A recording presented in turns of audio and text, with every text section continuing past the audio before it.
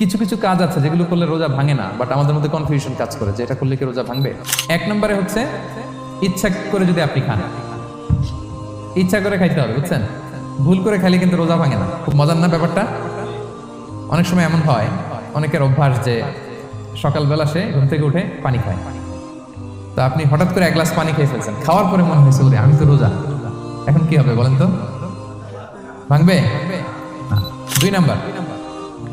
দুই নাম্বার হচ্ছে, এটা বিবাহিতদের জন্য, যেহেতু মোস্ট অফ দ্য অডিয়েন্স আর 18+, কোনো অসুবিধা নেই। আর ইসলামে কথাগুলো আসলে বাঁচতে হলে জানতে হবে না। সেটা হচ্ছে, আমরা শুনেছি যে বিবাহিতরা ফিজিক্যাল ইন্টারকোর্স যদি করে, দেহ থেকে সিমেন আউট হলে রোজা ভেঙে যায়, কিন্তু স্বাভাবিক মেলামেশার সাথে রোজা ভাঙে না। কিস করা, হাগ করা হাজব্যান্ড ওয়াইফের মধ্যে, এই যে সখ্যতা, এই ব্যাপারগুলো যদি দিনের বেলায় ঘটে এতে রোজা ভাঙে না।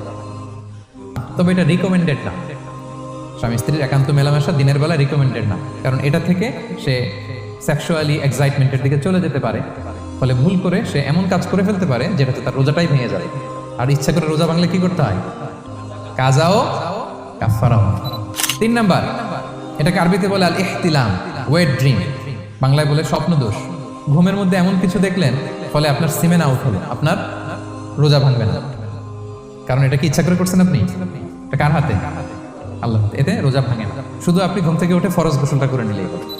4 নাম্বার হচ্ছে ব্লাড টেস্ট। অনেকে বলে যে হুজুর ব্লাড টেস্ট করা যাবে কিনা? রমাদানে ব্লাড টেস্ট করা যাবে। ব্লাড টেস্ট করলে রোজা ভাঙে না। এটা খুবই জরুরি একটা মাসালা, প্রায় আমাদের লাগে। 1-2 সিরিঞ্জ ব্লাড নিলে ভাঙে না। তবে যদি অনেক বেশি অ্যামাউন্টের ব্লাড নেয়, এতে যদি আপনি ক্লান্ত হয়ে পড়েন, সেক্ষেত্রে আপনি রোজা ভাঙতে পারবেন, পরে কাজা করলে হবে। 5 নাম্বার হচ্ছে অনিচ্ছাকৃত বমি। এটা আমি আগেও ক্লিয়ার করেছি যে ইচ্ছাকৃত বমি করলে রোজা ভাঙে, কিন্তু অনিচ্ছাকৃত যদি বমি চলে আসছে, ভমিটিং হচ্ছে, আমার রোজা ভাঙবে না।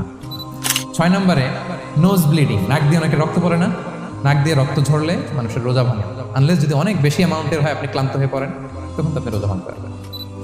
7 নাম্বার, রোজা রেখে দাঁত ফেলতে পারবো কিনা? জি, রোজা রেখে আপনি আপনার দাঁতকে রিমুভ করতে পারবেন, খুব বেশি যাতে রক্ত বের না হয় সেটা আপনি খেয়াল রাখবেন।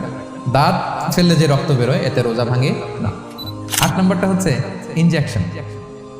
রোজা রেখে ইনজেকশন দেওয়া যাবে কিনা? কিছু কিছু ইনজেকশন দেওয়া যাবে, কিছু কিছু দেওয়া যাবে না।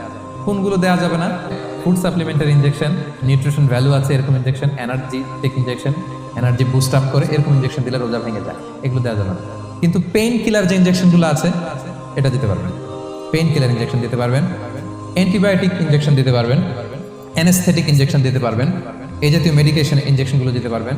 কোভিডের যে ইনজেকশন এগুলো আপনি দিতে পারবেন। এগুলোতে রোজা ভাঙে না, কারণ এগুলোতে আপনার স্টোমাকে কিছু পৌঁছেও না, আপনাকে শক্তিবর্ধক কিছু দেহে